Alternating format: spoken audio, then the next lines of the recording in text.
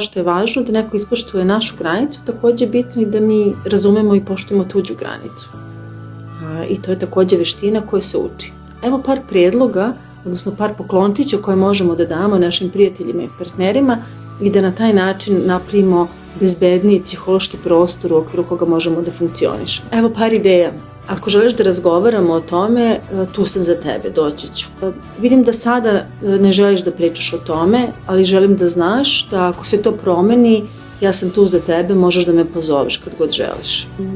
Deluješ mi uznemireno, postavljaš puno pitanja, ponašaš se drugačije nego inače. Deluje mi kao da te nešto muči. Ako želiš, možemo da pričamo o tome. Jasno mi je da ti sada treba prostor i to je u redu.